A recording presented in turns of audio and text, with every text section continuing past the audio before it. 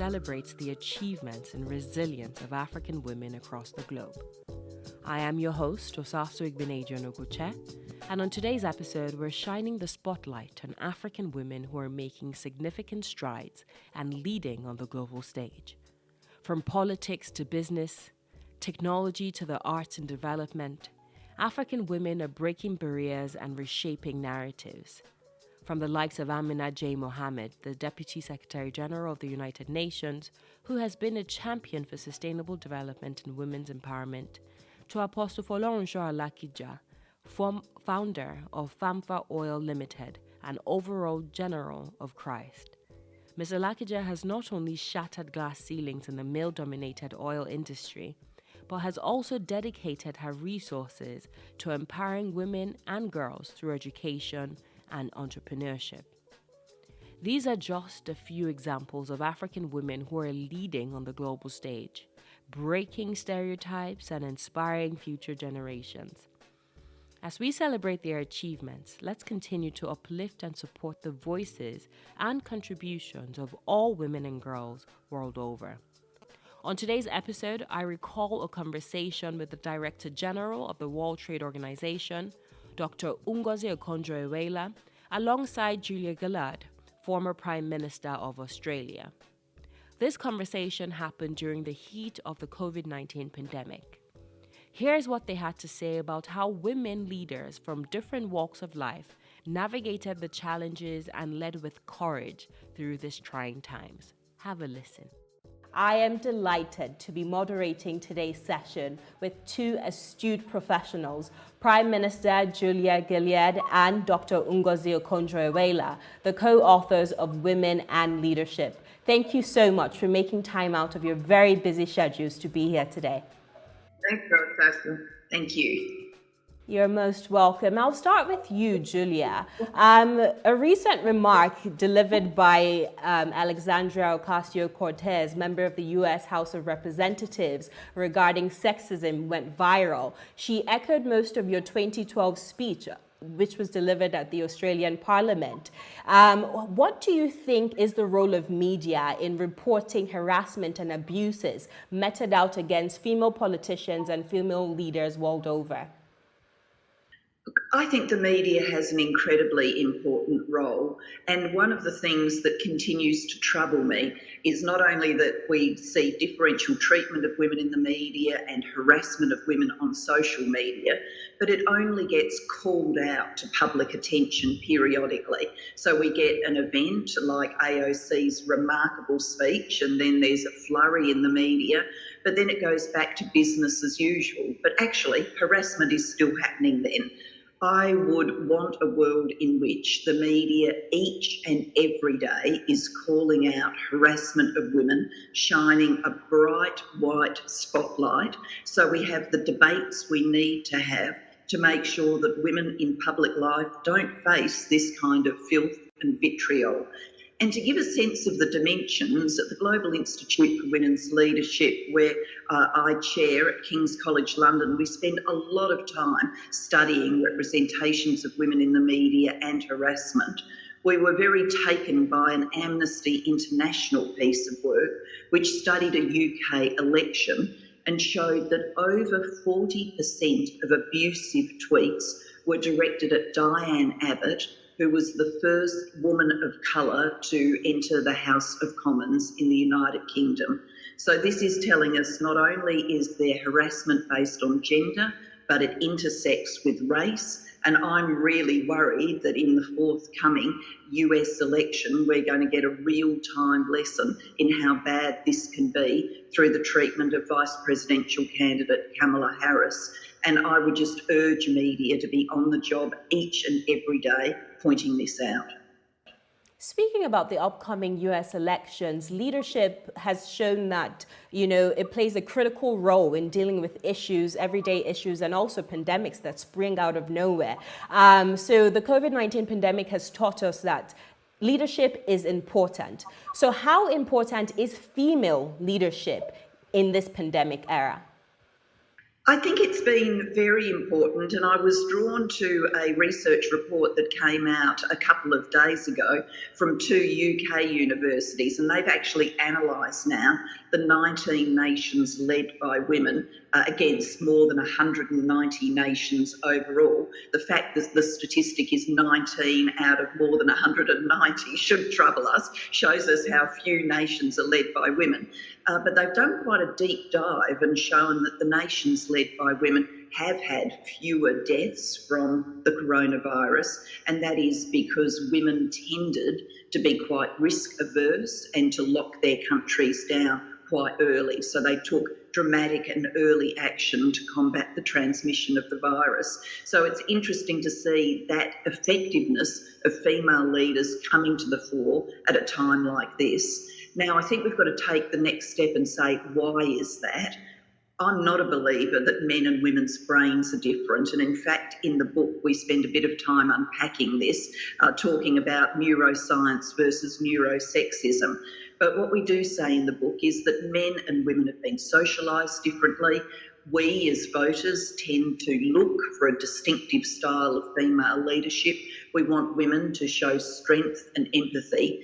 And when the world is feeling so bruised, so anxious as the pandemic continues to circle our globe, I do think that that's a style of leadership people are warming to. So it's leading us to a great discussion about the merits of women leaders in times of crisis. And I hope it leads us to a broader discussion about the merits of women's leadership at all times. And speaking of that, women's leadership in times of crisis, Dr. Ngozi Okonjo Iweala, you were finance minister here in Nigeria for 2 terms, and you brought the economy out of recession.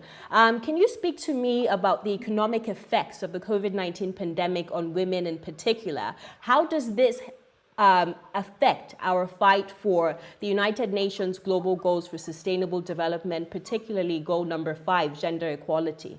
Well, thank you, Osasu. The issue of the impact of the pandemic on women is a very important issue from different dimensions and depending on what part of the world you're in. But there's one thing that comes out, that women, many of the frontline workers are women. And so the nurses in hospitals in most countries are predominantly women. So these are the people whose lives are put at risk when they take care of people in the pandemic. We find that on the African continent, 75% of nurses are women. So that just shows you the kind of risks that they're exposed to. There's another dimension to this pandemic with respect to women, and that is, in fact, 2 more dimensions. One is gender-based violence.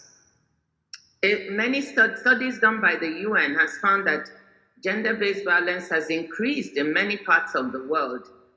Calls to hotlines by women who are being abused have significantly increased because in lockdowns there is nowhere to go and they're locked in with their abusive spouses. So this is a dimension that is very, very difficult and which governments have to pay attention to.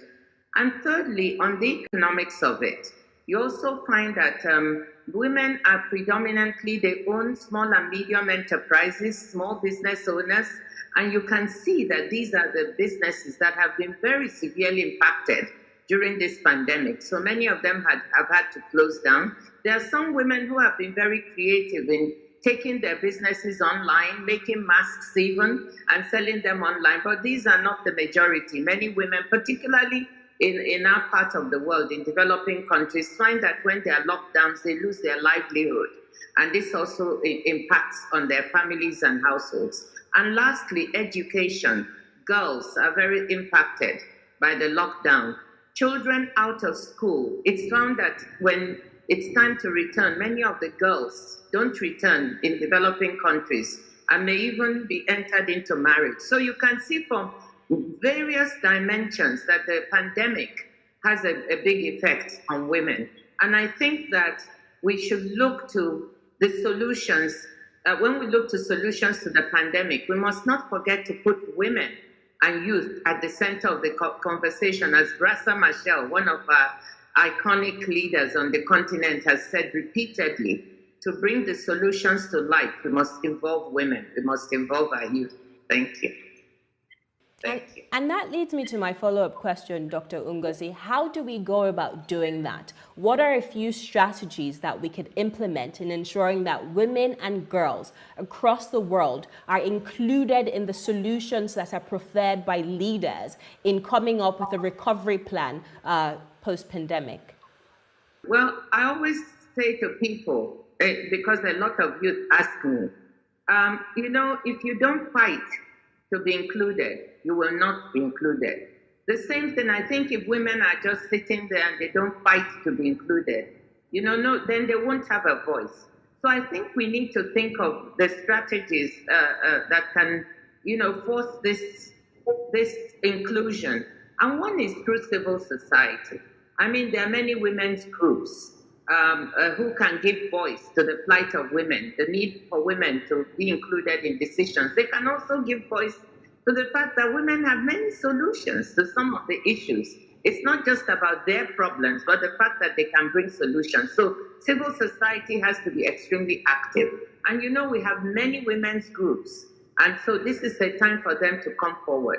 I also think that women leaders need to speak up at this time and be that agent that can urge that women be included in the conversation. In many countries, you have professional women's groups as well. You have business women's groups. They too can have a voice and speak up. And of course, the politicians, like I said, whether they be in parliament or whether they be leaders, can also speak up and try to make sure the voices are heard.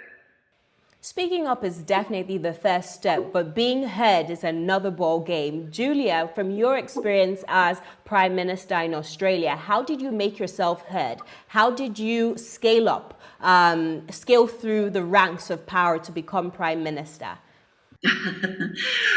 Well, it was a long journey for me personally, starting really in university days when I was first involved in protesting for change. So as Ngozi would say, raising my voice, getting involved, and that was about education funding. And I got a sense from that you could change the world if you got involved. And many, many years later, that led to an ambition to enter Parliament and then finally getting into Parliament. And when I was there, I focused obviously on the issues I was passionate about, tried to hone my skills as a politician, and over time won the support of my colleagues for ever-increasing leadership roles. But I'm very conscious that when women look at my journey, what they would see is that I faced a lot of differential treatment because I was the first woman to lead in Australia. And, that has reinforced in me that we've all got to be on a mission to try and take the gendered, sexist, stereotyping treatment away from how we evaluate women leaders and just enable them to come through in equal numbers and to be fairly evaluated. And I think that starts with including women's voices in all of the community conversations that we have. One of the things about the current pandemic that troubles me is while we are seeing exemplary examples of women's leadership at president and prime ministerial level, at the Global Institute for Women's Leadership, we've developed a tool to look at vast masses of text and to see whether women's voices are included.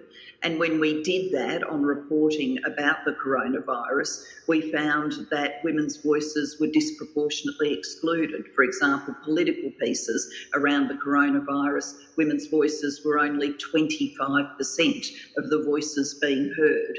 Well, when you've got that, degree of disproportionality at the start, who is included in the public conversation, it's no surprise that we continue to see up the power structures fewer and fewer women. So I think we've got to bust it open and get women involved equally, forcefully, clearly, at every level. And then we need to keep working on the very specific barriers for women in politics.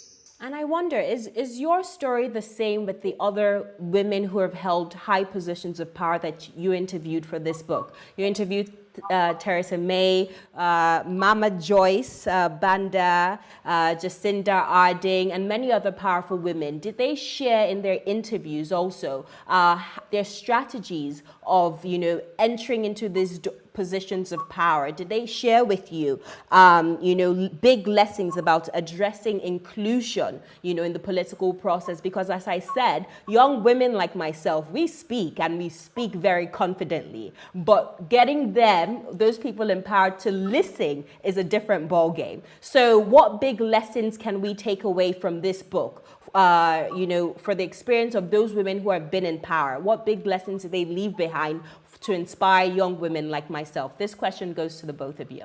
Well, if I may start, I think a big lesson that came out for me from talking to these 8 incredible women leaders around the world is that while their individual journeys were different and their circumstances were different, we interviewed Ellen Johnson Sirleaf from Liberia. Obviously, her pathway to power was very different to Erna Solberg in Norway.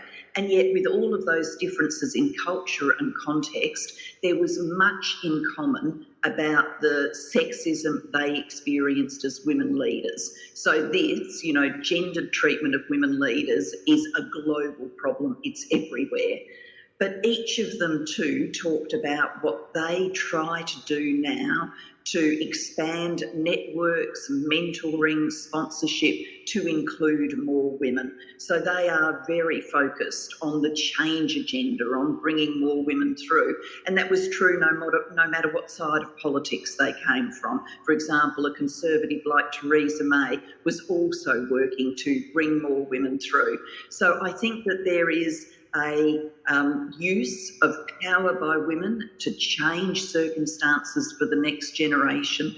But the book reinforced in me we can't be naive about the dimension of the task. It's going to require the best efforts, the biggest mobilisation from all of us to ensure that we're in a world of equal leadership. And to leave you with one statistic, currently in our world, 70% of nations have never been led by a woman. Well, I want to live to see a day when you can look around the world and say half of the nations on earth are being led by women. And it's become so routine to see women like you step forward into leadership that we don't even have to have these conversations anymore, that the job is done. But that's going to require a great deal of force, and that's what I think inspires us and brings us together now. Well, just to follow on to what Julia said, it's these 8 incredible women, and then looking at the lessons of Julian and myself.